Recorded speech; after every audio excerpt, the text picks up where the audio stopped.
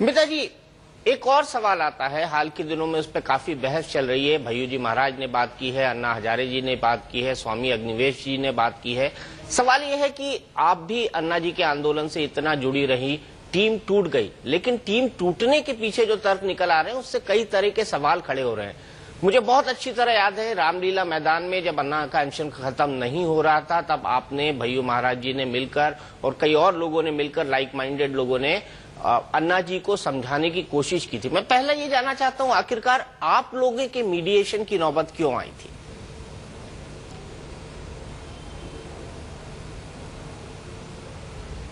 देखिए, ऐसी कोई नौबत नहीं थी, पर उस कोर कमेटी में वहां के निर्णय प्रक्रिया में अनशन चोटी पर पहुंचते हुए शामिल होने का निर्णय जबकि हमारे जन आंदोलनों के राष्ट्रीय समन्वय ने लिया, तब जहां भी जो भी भूमिका निभानी है, एक पाइक के नाते, एक आंदोलन करते के नाते निभाना मैं ही नहीं, मेरे तमाम साथियों ने अपना फर्ज माना। और ये इस नम्रता के साथ कि जो नेतृत्व में ज्यादा समय लेने वाले, पूर्ण झोंक देने वाले लोग हैं, उनको ही पहला अधिकार होना चाहिए। लेकिन जब राजनीतिक दलों के साथ चर्चा की बात आई, तब अलग अलग लोगों ने अलग अलग कमान संभाली और मुझ पर ये काम आके जब गिरा, तब हमको लगा कि हम लोग ऐसे मंत्रियों से बात कर ही सकते हैं जो कि थोड़े खुलकर बात करने के लिए तैयार थे। उसमें एक थे सलमान खुर्शीद। ये भी कहना चाहिए कि भाजपा के नितिन गडकरी जी ने भी संवाद किया, लेकिन उसी समय शिवराज सिंह जी को हमने सवाल किया कि मध्य प्रदेश के भ्रष्टाचार का क्या, जो आज भी उनके सामने खड़ा है, तो वो जवाब नहीं दे पाए थे। लेकिन हम लोग जन लोकपाल तक सीमित अपनी चर्चा रखते हुए लालू प्रसाद जी से भी मैं मिली और उनको भी कहा कि देखिए, आप अगर सेक्युलर फोर्स का हिस्सा है तो आपको भी तो भ्रष्टाचार मुक्ति की बात करनी पड़ेगी ही, और इसलिए जन लोकपाल को संविधान के खिलाफ मानना बिना चर्चा के संभव नहीं होगा। तो उन्होंने राबड़ी देवी जी को भी बुलाकर बहुत गहराई से बात की। कितने लोगों के नाम लूं, शिवसेना के लोग भी आए और उन्होंने भी हमारी बात पूरी समझा ली, हमसे टिप्पणियां ले ली, स्वीकार की। मुझे लगता है कि हर पार्टी को ये मनाने का काम उस आंदोलनकर्ता में जो भी संवाद करने जैसी स्थिति में थे, जिनकी जानकारी थी, जिनके पास, वो कर रहे थे। मैं तो हरदम किसी ना किसी को लेके जाती थी ताकि केवल भय्यू महाराज के साथ में गई ऐसा न हो। और भय्यू महाराज ने सलमान खुर्शीद से मीटिंग तय की थी, पर मैं आ रही हूँ यही कह के तय की थी, ये सब मुझे बाद में मालूम पड़ा। तो कोई एक महाराज के आधार पर नहीं, तो हमारी अपनी आंदोलन की हैसियत के आधार पर हमने चर्चा की थी। ये मैं स्पष्ट करना चाहती हूँ, जिसमें संदीप दीक्षित और अन्य लोग भी शामिल होते थे, और प्रशांत भूषण या अरविंद केजरीवाल, इनको भी ले जाते थे। कभी कभी ज्यादा विवाद होने के कारण वो उनसे बातचीत करने के लिए तैयार नहीं है तो और कोई बातचीत करे, इस मुद्दे को हम लोग समर्थन भी देते थे, क्योंकि आखिर संवाद आगे बढ़ाकर कुछ देश हित में निकालने की जरूरत थी। लाखों करोड़ों लोगों का विश्वासघात नहीं होना चाहिए, यही मेरे जैसे की दिलेरी इच्छा रही थी।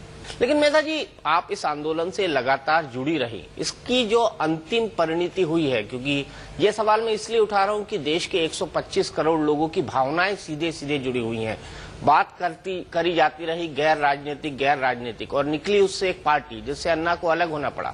सवाल ये है कि आपने क्या कभी सोचा, और देश भी ये जानना चाहता है, कि आखिरकार टीम अन्ना क्यों टूटी? देखिए, एक तो दीपक जी, हमने कभी गैर राजनीतिक नहीं कहा। हमने तो कायम ये बात कही और कि ये राजनीतिक आंदोलन है, क्योंकि राजनीति का अर्थ हम सब लोग सत्ता और जनता के बीच, या जनता के ही विविध तबकों के बीच के संबंध अपने मूल्यों की चौखट के आधार पर उस दिशा में बदलना, ये होता है। केवल सत्ता हासिल करना, टिकाना, उसके लिए सब कुछ हड़पना, लूटना, शोषण करना, ये नहीं होता है। तो इसलिए हम लोग इसको राजनीतिक आंदोलन मानते हैं, जितना हमारे अपने अलग अलग आंदोलनों को मानते हैं। लेकिन जरूर कि कई लोगों को राजनीतिक दलों से दूर रहकर ये आंदोलन चले, ये बड़ी इच्छा और प्रखर इच्छा पहले थी, और इसीलिए ये बात कायम आती थी कि राजनीतिक दलों को मंच पर लेना या नहीं लेना, इस पर बार बार सोचा जाए। हम लोगों ने ये कहा कि ऐसा कभी सोच संभव नहीं है, लेकिन राजनीतिक दलों के हाथ में यह आंदोलन नहीं जा सकता, क्योंकि आज समाज कहीं ना कहीं गैर राजनीतिक नहीं, अराजनीतिक भी नहीं, लेकिन राजनीतिक दलों से परे होकर जन आंदोलन चले, ये चाहता है। लेकिन बाद में राजनीतिक दलों को मंच पर भी बुलाया गया, जैसे नर्मदा बचाओ आंदोलन में भी हम लोग सोच समझकर राजनीतिक दलों को मौका देते हैं, पर उनके हाथ में लगाम नहीं जाती आंदोलन की, और वो भी अपनी केवल राजनीतिक टिप्पणियां न करे इसकी हम लोग निगरानी रखते हैं। तो वही आखिर में हुआ, वो ठीक हुआ। कभी कभी कोई किरण बेदी की टिप्पणी थी वो गलत थी, कई टिप्पणियां हमको गलत लगती थी। हमारे जो साथी थे संदीप पांडेय जी जैसे, या और भूपेंद्र रावत जी जैसे, डॉक्टर सुनीलम जैसे, हम सब लोग एक व्यवस्थित सोच समझकर इस पर अपनी बात कमेटी में रखते थे। आंदोलन के अनुशासन के लिए जरूरी था। आपने पूछा टीम क्यों टूट गई, अब ये तो दुनिया जानती है। आपने माध्यमकर्ताओं ने इस आंदोलन को जितने नजदीक से देखा और उसका चित्र जितने नजदीकी से लोगों के गांव घर में, शहर के कोने कोने में पहुंचाया, उतना और किसी आंदोलन का नहीं। ये कोई आरोप भी करे तो करे भला, पर मुझे लगता है कि इसलिए इसका विश्लेषण आप भी जानते हैं कि दो रास्ते तय हो गए दो तबकों के द्वारा। तो मेहता जी, आपके कहने का मैं तात्पर्य निकालूं कि अरविंद केजरीवाल ने आम आदमी पार्टी बनाने में बहुत जल्दबाजी की, बहुत ज्यादा अति महत्वाकांक्षी हो गए थे वो।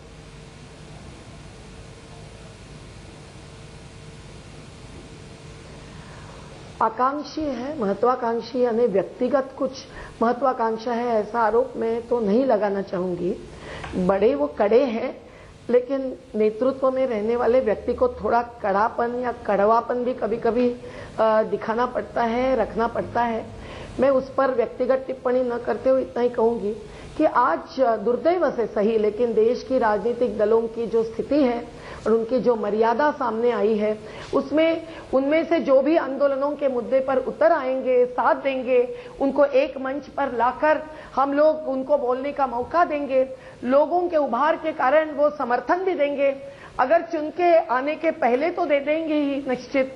ये सब सामने रखती हुई स्थिति, आंदोलन को राजनीतिक आंदोलन ही बनाना, राजनीतिक हस्तक्षेप जारी रखना, वो और कठोर करना, लेकिन तत्काल एक राजनीतिक दल बनाकर उन्हीं के बीच के स्पर्धक नहीं होना, ये रास्ता अगर वो चुनते, कम से कम, क्योंकि लाखों लोग साथ में खड़े थे, अन्ना हजारे जी के साथ थे, अरविंद केजरीवाल जी के साथ थे, जनलोकपाल के साथ थे, कई सारे संगठन जो बिल्कुल कोर में नहीं भी थे वो समर्थन दे रहे थे, समर्थन देना भी पड़ रहा था पार्टियों के लोगों को। ऐसी स्थिति में इतनी जल्दी नहीं थी, पर मेरे ख्याल से उनको शायद लगा होगा कि 2014 का मौका हाथ से जाएगा। अब क्या होता है, उन्होंने अपने संकल्प पत्र में हमारे कई सारे मुद्दे डाले हैं, लिए हैं। योगेंद्र यादव जी उनके थिंक टैंक बने हैं, लेकिन दिल्ली के चुनाव से ही अंदाज आएगा कि आखिर जनता की इच्छा क्या है। आखिर जनता की इच्छा क्या है, बहुत महत्वपूर्ण बात बोली। लेकिन मेहता जी, आज जब हम इस आंदोलन के बारे में बात कर रहे हैं और ऐसे हालात बने कि हमको बात करनी पड़ रही है, मेरा बड़ा सीधा सवाल है, बाबा रामदेव जी जो कि इंडिया अगेंस्ट करप्शन की वेबसाइट में जिनका फोटो से वेबसाइट खुलती थी, अन्ना हजारे जी, श्री रविशंकर जी, ये जो तमाम तीन लोग हैं ये अरविंद केजरीवाल से बेहद दूर हैं। सवाल यहाँ पर ये उठता है कि जो अरविंद ने किया, क्या वो 100 करोड़ से ज्यादा हिंदुस्तानी जो उनके साथ रामलीला मैदान के अंदर खड़े थे, हम राजनीति नहीं करेंगे, हम एक वॉचडॉग बन के रहेंगे, उनकी भावनाओं के साथ एक धोखा है?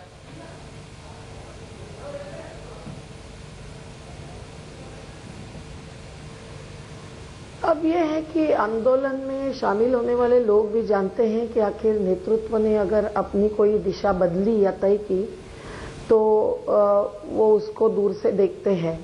उनमें से अब लोगों के बीच में जरूर दो हिस्से हो गए हैं। कई लोगों को लगता है, मुझे लगता है जिले जिले में देखेंगे तो ज्यादातर लोग यही बात कहते हैं, आईएससी के वॉलंटियर्स भी, कि आंदोलन ही जारी रहना था और आंदोलन जारी रहना चाहिए।